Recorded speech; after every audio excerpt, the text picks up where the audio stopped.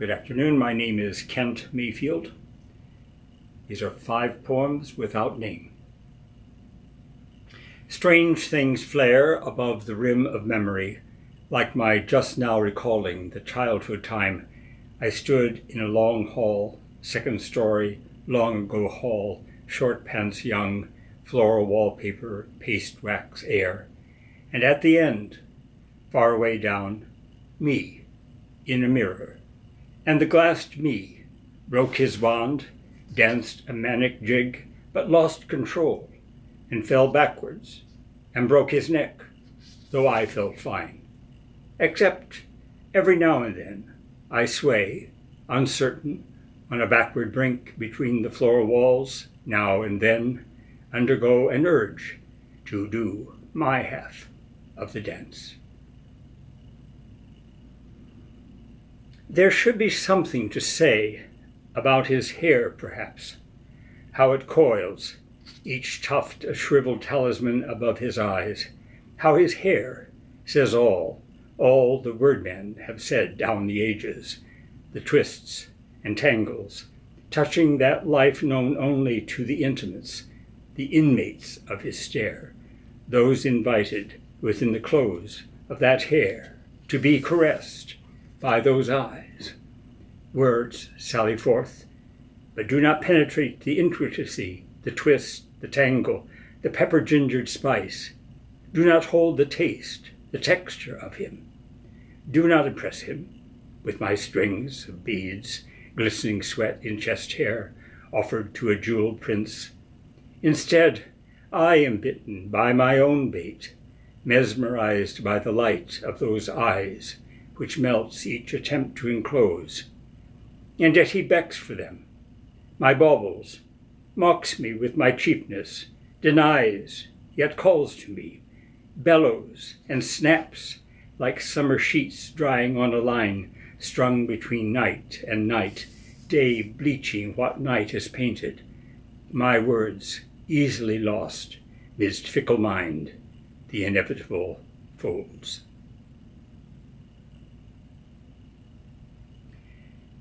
Sunday morning, in a borrowed apartment in the 70s, I drink boiled coffee, listening to WPAT, a sentimental all-night station. They play Benny Goodman, Johnny Mathis, and Debbie Boone. And I think over and over of 100 rejections at the hands of merciless men, and of men leaving a bald, washed-out princess, looking for a prince, kissing frogs.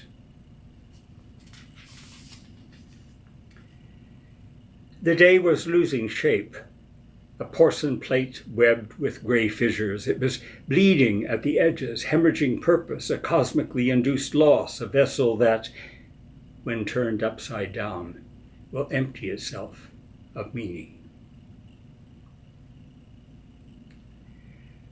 Something must have happened. A wedge of light on the ceiling. I followed its journey as it stretched, narrowed, strained my eyes into the shadows. My things are here: dresser, nightstand, clock, glass of water. But as if not mine, as if someone had entered, exchanged all for replicas of what I should know, now remembered, but gone, the world's mysteries thrown in passing. Legs caught in a knot of sheets, pajamas twisted wrong way round. I clutch the edge of a pillow. Mine. Dresser, nightstand, lamp, clock, pajama, pillow. The alarm pierces a hole in silence. I press the lamp switch, gape into the dusty light. These are my things, the indisputable objects of my life. There is an order here. I remember what she said, what my mother said. She said, "Keep your weakness hidden. Give it neither light nor air. It will die that soon. Then is strength. Murder the softness inside. Smother it in its cradle. Else you will pay a price later. I remember what she said, what my mother said. I used to believe life would be different under other circumstances. It isn't. Hi, my name is Sandy Duffy. The first poem I'm going to read is a poem about my childhood. It's called Beginnings. Betty, actually Elizabeth, and Roy belonged together. She, too fun-loving, he, perfectly patient and kind. They garden and dance, entertain relatives at Sunday dinner, play poker with friends, drink from risque highball glasses, laugh, have children, create a family, be mom and dad. I was Dad's Big Apple, his razzle-dazzle girl. Baby Bob was precious, all big brown eyes and curls. God, I loved him. I wheeled him about in my doll buggy. He started to walk and we called him Drooper Drawers. When he was older, I built Lincoln log forts and ranches and he commanded the toy cowboys, Indians, and soldiers.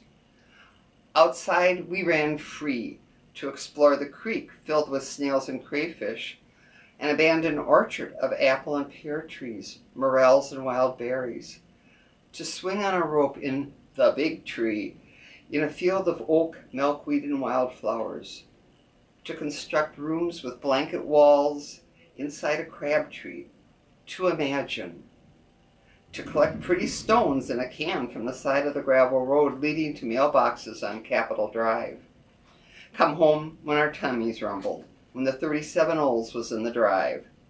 How's my Big Apple, my razzle-dazzle girl? Have a beer with me. We'd share Dad's beer in a dad-sized mug, mine in a teeny beer mug shot glass. Later in the evening, Mom and Dad weeded and watered the garden, picked beans, peas, and carrots. I'd crawl under the kitchen counter, lay with my ear next to the radio and listen to Hi-Ho Silver, Away! This poem is called Friday Night Cocktails. Blue cheese, brie, water wafer, Gouda, Stilton, maybe salted peanuts are safer. Chardonnay, Merlot, Malbec, Sauvignon Blanc, Shiraz. Indulge, enjoy, what the heck. Spicy meatballs, artichokes, dates, stuffed mushrooms, OMG shrimp. Savor the fare and tempt the fates. Old fashions, stylishly dressed, martinis, Manhattans, retro choices, surely the best. This next poem is about my great-granddaughter Sage when she was 18 months old, and it's titled Then She. She's a serious girl with furrowed brow, a little Buddha observing all, slow to warm up to folks, but when she does, it's with heart-stopping smiles and lift-me-up arms. We snuggle, we play. She asks me to take off my shoes and socks. Then she kisses my toes. This poem is titled The Best Dream. The best dreams.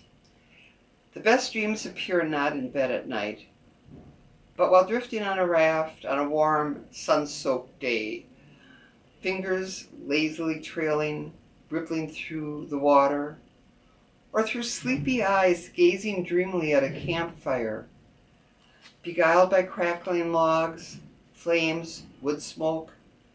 The best dreams appear not at night, but come slowly, lying in the sun on a soft air afternoon, breezes wandering helter-skelter across my body, or on a rain-soaked evening, peering through a window, reading, dozing, marking the fog, concealing my world. The best dreams appear not in bed at night. I'd like to read a few of Joan McCracken's poems. She's part of the Tuesday poetry workshop that Elia conducts here at St. John's. The first poem is titled, Do You Remember? Did you know that I was here, sitting next to you, holding your hand, trying to recapture the love and connectedness we shared? Once a man of energy and compassion, now you lie motionless, sucking deeply with each breath, struggling to maintain life. I see you racing me down a difficult mountainside, sailing as a fierce wind attacks our boat, testing, always testing your limits. Curious, we walked forests and country lanes, seeking plants and animals you knew were there but had never seen. At night, before a warm fireplace, we held hands. Ever tender and caring, you console a hurt child, hug a young woman in her joy, protect and guide your friends. As night falls once again, for you an end and a new beginning, for me a loss of that held hand. Do you remember? Joan wrote a couple haikus. The first one is plink, plank, plink, plank, thump, snowmelt. And the second, bands royal purple and gold stretching majestically over morning sky, heralding Queen Sun's arrival. And finally, a little fun thing she did. Little Joey had a ball that ran away across the hall. Joey dashed to bring it back when he fell down with a thwack, and onward rolled that errant ball. Hello, my name is Jana Troutman Miller. I'm the chaplain here at St. John's on the Lake, and I am honored to be counted among the poets here. My first poem I'd like to read today comes from Daniel Ladinsky's book, Love Poems from God, and it is his translation from the poet Rumi, and the poem is called Hey. The grass beneath a tree is content and silent. A squirrel holds an acorn in its praying hands, offering thanks, it looks like. The nut tastes sweet. I bet the prayer spiced it up somehow. The broken shells fall on the grass, and the grass looks up and says, hey. And the squirrel looks down and says, hey. I've been saying hey lately to God. Formalities just weren't working. My next poem comes from the same book by Daniel Ladinsky, and it is his translation from a poem from Meister Eckhart entitled Love Does That. All day long a little burro labors, sometimes with heavy loads on her back, and sometimes just with worries about things that bother only burros. And worries, as we know, can be more exhausting than physical labor. Once in a while, a kind monk comes to her stable and brings a pear. But more than that, he looks into the burro's eyes and touches her ears. And for a few seconds, the burro is free and even seems to laugh, because love does that. Love frees. My final poem I'd like to read is entitled The Walk. It's one that I wrote about an evening I spent several years ago walking the lonely streets of Munich. Walking cobbled streets, just me and my companion, contemplating the haunted halls of concentration I had called upon that day. The tears and the tired, the only souvenirs a tour of sorrow could offer. Melancholy was a fitting companion in these empty passages that held their own memorials, and now bid me stay with them a while. Walking arm in arm, we turned a corner, to follow a sweet sound that sang from well-worn strings. My knowing companion stepped aside to give me space, to spend a moment with this stranger who played just for me, just for him.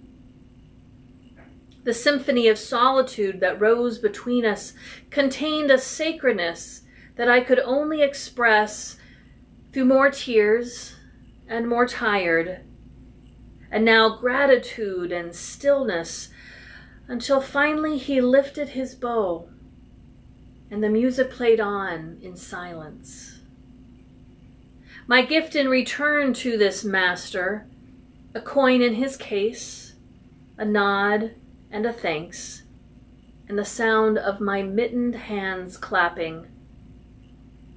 And again I returned to my companion who waited, and we continued our journey that night. My name is Barbara Beyer. This first poem is Dreaming Towards Clarity. I dream that I am frozen on a road leading towards a mountain. The road is smooth and white with yellow daffodils along the edge. Pink cosmos fills the fields. The day is warm and sunny, but I cannot enjoy it. I cannot move. A blue bird flutters above my head, beckoning me towards the top of the mountain that glistens star-like. My feet refuse to move. 6 smooth statues sit on the road beside me, holding me tight. One is alabaster, smooth, and shaped like a huge oval. The second is translucent with dark veins and fan-like edges. Another, a deep lapis, carved into a bird. The next is green marble, perched on 2 points. At the road's edge are 2 pillars. One is vermilion and the other terracotta. I plead, beg, cry, but the statues are still and silent. A ball of bright red yarn emerges from my pocket. The bluebird takes one edge into its beak, slips the yarn through a loop in the side of each statue, and drops the ball back into my hand. Relief floods my body as I move towards the mountain, securely linked to the stone icons. The road stretches before me. The bluebird flies off and returns with gifts, a bit of lace, purple ribbon, a tiny brown bead. I put them in my pocket with the ball of yarn that trails behind. The path is filled with agate chips that crunch underfoot. I rest on a small ledge created by the trunk of a tree. Behind me is a pond with water lilies and mottled frogs. I hear the insects whizzing through the marsh. Warm rain soaks my skin, then moves on towards the mountain. My bird returns and perches on my shoulder. I check my pocket and find the ball of yarn securely wedged, its tail traveling through a loop in my belt, back to the 6 serene statues behind me. I move ahead on my path towards my mountain, bluebird just ahead, sunshine and shadows at my feet. I pause to glance back just in time to see all 6 statues rise up on wheels and glide towards me. I am surrounded, embraced, encircled. We move along my path as a giant ball, leisurely. The looped yarn tangles and straightens, but never breaks as we change places and partners. Dreaming my way towards clarity, I awaken. This second poem is from a book called Circle of Stones by Judith Jerk. How might your life have been different if, as a young woman, there had been a place for you, a place where you could go to be with women, a place where you could be received as you strove to order your moments and your days, a place where other women, somewhat older, had reached out to help you as you rooted yourself in the earth of the ancient feminine, where you were nurtured from an ancient flow, sustaining you and steadying you as you sought to become yourself. Women to help you find and trust the ancient flow already there within yourself, waiting to be released. Women to nurture you in every season of your life. How might your life be different? A place of women where you could learn a quiet centeredness to help you ground yourself in daily patterns that would nurture you through their gentle rhythms. A place where, in the stillness at the ending of a task, You could feel an ancient presence flowing out to sustain you, and you learned how to receive and to sustain it in return. And after the fires were lighted and the drumming and the silence, you heard what the women called the naming, each woman speaking slowly into the stillness, sharing her feeling of how she saw her life and what she wished to say of it, sharing it with the women around her, weaving the threads of her life into a fabric to be given and named. And as the shadows of the day lengthened into dusk, and you leaned your head against your mother's shoulder, you pondered in your heart a different sense of a woman's life. How might your life be different? My name is Nick Pabst, and the title of the poem is Slipping into Never. Star by star, the sky reveals itself from behind the glaring lamp of an overbright moon. Sunrise brings a big wind that billows sails above our heads and heels us steeply to starboard, and the gunnel cuts through gray waves as if it is a power saw, and they are solid rock. Another day a whale dies alongside us, its carcass falling to the bottom, perhaps 20,000 feet down, where life could begin in Earth's roiling gurgles. A few billion years ago, before moving upward through fathoms of varying darkness, always in stranger and stranger forms, to finally crawl out onto barren land and become us. I greet Orion and the other constellations I have befriended, night being the best time for these conversations, given the translucent nature of the blue veil in which daylight wraps the planet. One night, when I am on mid-watch, we sailed past the moon and are now holding a steady course toward the edge of the universe where a person could slip into never. Out here, there are no questions such as what the meaning of life is or who will win the race for sheriff, because they all seem so frivolous. We spend windless days in the doldrums, not going anywhere, and when we lean overboard, we find ourselves reflected in so perfect a mirror, we use it to shave and comb our hair. The night we arrive on Tahiti's lead, we catch the scent of moist earth coming across blackened waves, then the fragrance of jasmine and gardenias, so we drop anchor to await customs before once again becoming landwalkers. In the early light of daybreak, we feel motionless air on our bare skin and hear screen doors slapping shut, the sound of horses and a rooster crowing from hillsides around the harbor. And suddenly a feeling of confinement sets in that will last more than 50 years. I'm John Schmidt. I live in the South Tower at St. John's. They told us we might read some of our own poetry, so my first two poems are by myself, and my third one is by Robert Frost. In Memoria. I forgot. Did you? I remember. Do you? Some say we are constructed of memory. I don't remember who said that, and I don't remember if I agree. Aristotle said we can't remember the present. Je ne me souviens pas. Ergo non sum? But what about the sandbox? And what about the math test? And the prom? and graduation. Does that exist? Am I real? In college, I wrote a paper. I remember, you remember. I remember it clearly, but I can't prove it exists, except in my head. Tell me if I am.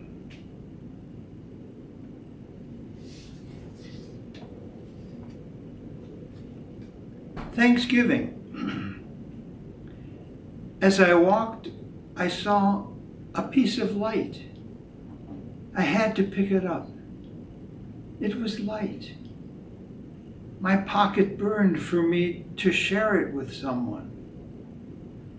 A man was near. He looked and said, "That's nothing." I chose a lady who looked and patted me on the head.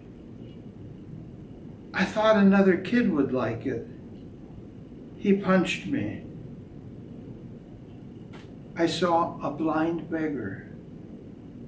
I gave it to him. He thanked me, and he thanked me again.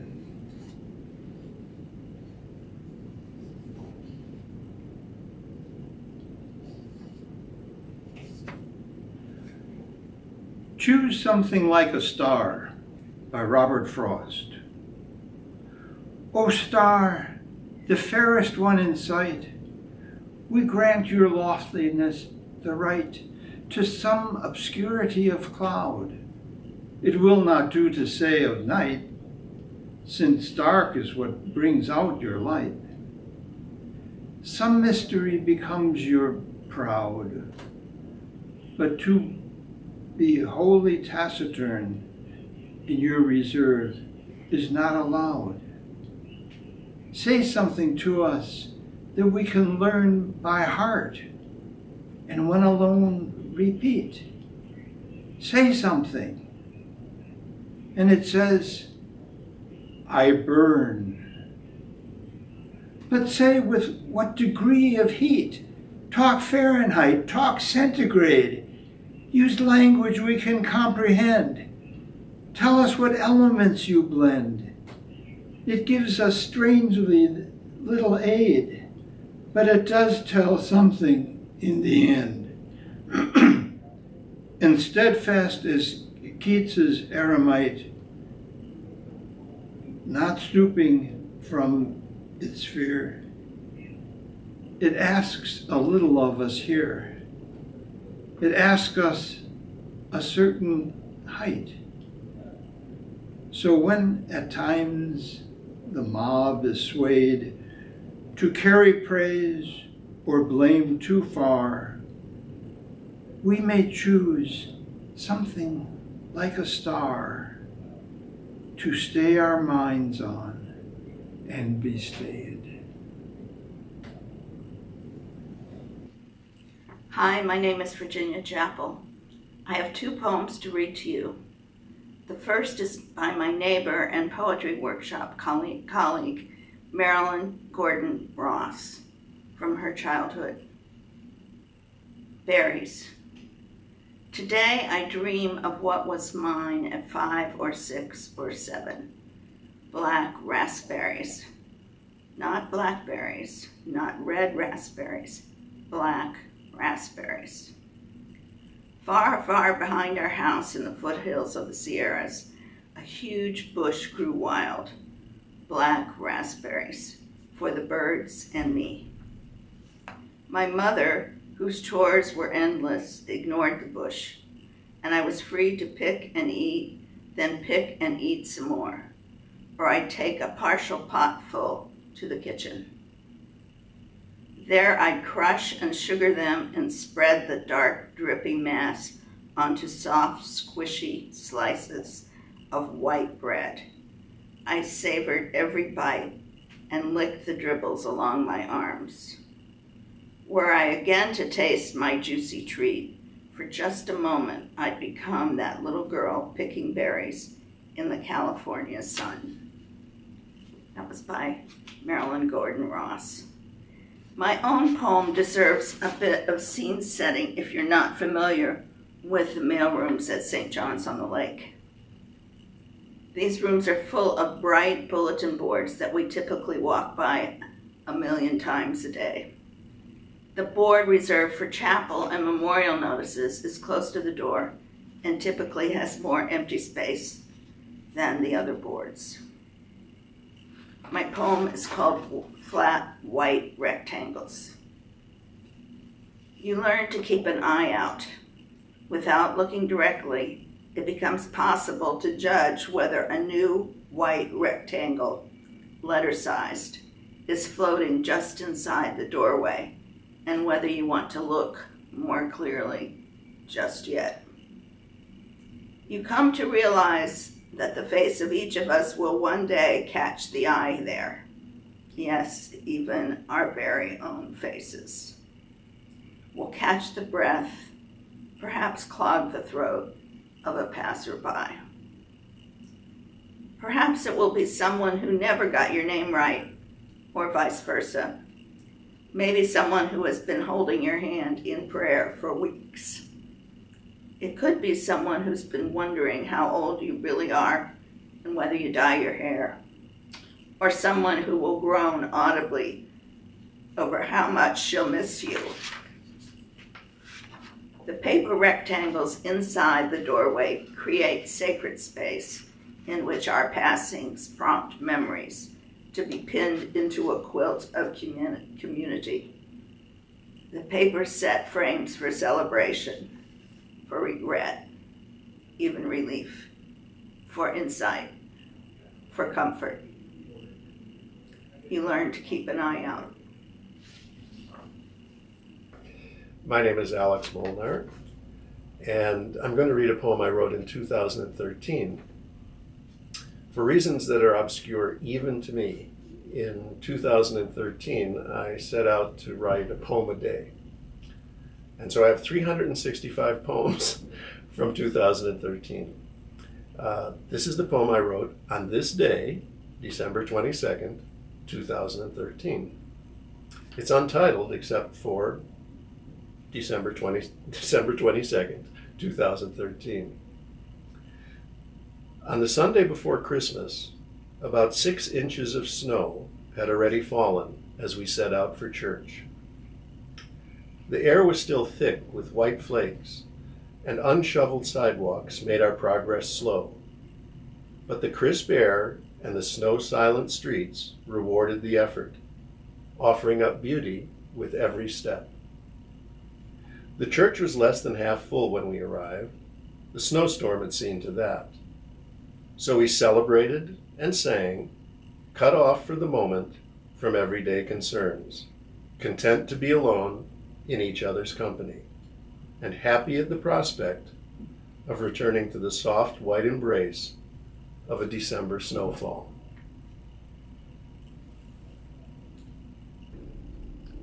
My name is Pat Busalaki.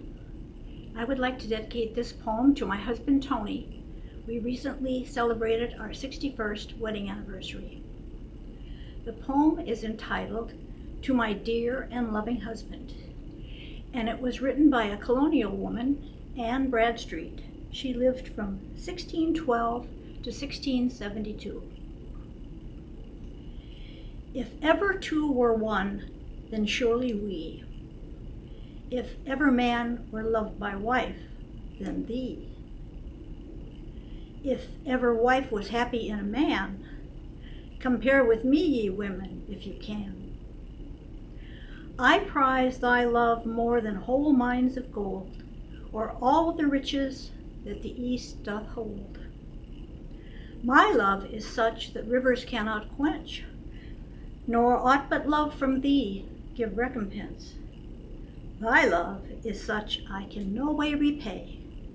The heavens reward thee manifold, I pray. Then while we live in love, let's so persever, that when we live no more, we may live ever. My name is Bernice Popelka, and in the 1970s, I lived in West Bend which at that time was a rural community in the heart of the Kilmaine. Our winters were quite severe, and so it inspired poetry for me. And the poem I wrote that I will read today is Snowflakes on the Highway. The soft snowflakes fall and sparkle under a star-studded sky.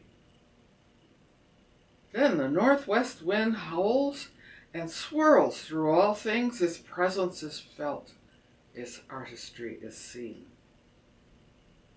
I drive from the Northland next morning on my way.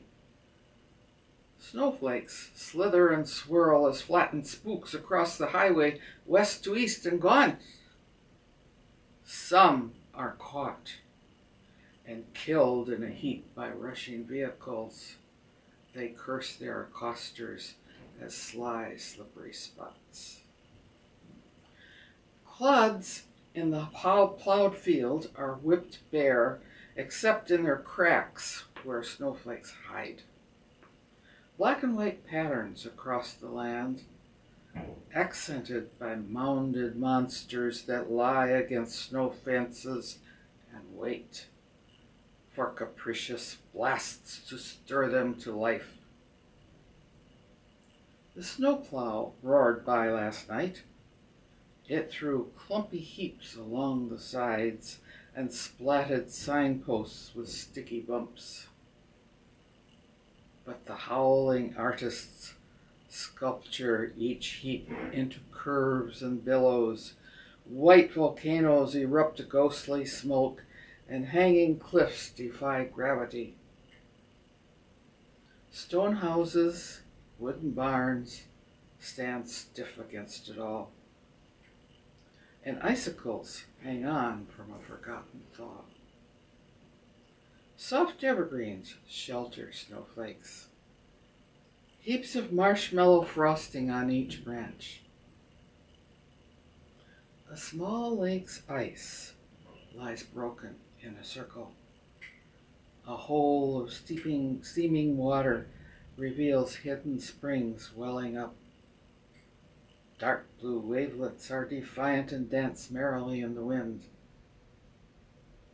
A fog of snowflakes rises up in the road, and I am suddenly a lonely voyager in an unreal world.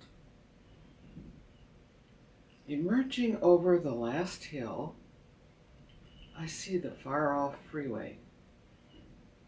The busy world rushes by unaware, but artists are at work among the hills. Hello everyone, my name is Elliot Lipchick, and I have two poems to read today. The first poem is a ghazal or ghazal, and it's an ancient Arabic form that has multiple couplets, and the last couplet, the last line in each couplet has the same refrain. And it was originally formed as a song, but it certainly goes into poetry. So my first poem is called The Psychology of the Deep Blue Sea. There are mysteries lurking in every ocean, dark and deadly Loch Ness-type monsters in each deep blue sea. So beware, all you vacationers, whether in the Caribbean or in any country surrounded by a deep blue sea, or sailing to the frozen Arctic, South America, or to the island of Sicily. The deep blue sea will mesmerize you while it waits to swallow you hungrily into the deep blue sea. It holds infinite, unpredictable dangers. Thus, one should never nonchalantly sip a cup of coffee on the shores of a deep blue sea. It entices the unwary swimmer with gentle swells and bright, friendly fish to casually float on the deep blue sea. But never, never swim out too far, because a vicious tide will suck you out suddenly into the deep blue sea. My best advice is to stay on dry land where you can read in a library about the deep blue sea and ponder with delight the gory tales and myths in an armchair comfortably far from the deep blue sea. As you can readily tell, I am no Moby Dick nor Ahab, but simply a land-loving, non-swimming student of the deep blue sea. So, that was the first one. Here comes the next one and the last one. And it's called I Cannot Sing of Myself, and it's a reply to Walt Whitman's Song of Myself from Leaves of Grass. The atoms forming me are mine alone. I wish them not on any other. Yes, I am a humanist, but my apprehensions and hates I wish on no one. I envy those who claim possession of the origin of poems. I do not hold that all men are my brothers, nor all women are my sisters. There is no grace in withering age. Death is not glorious. But we do have similar beliefs. There is goodness lurking somewhere in everyone. Love knows no boundaries. There is no more heaven or hell than there is now. The mystery of the soul is a mystery. War is horror. My foolishness mixes with a smidgen of wisdom. Astonishment constantly energizes me. Blind duty to a God disturbs me. Torment, doubt, despair, and unbelief are my intermittent companions. But I too wish more understanding and love in all the people of earth. Thank you very much.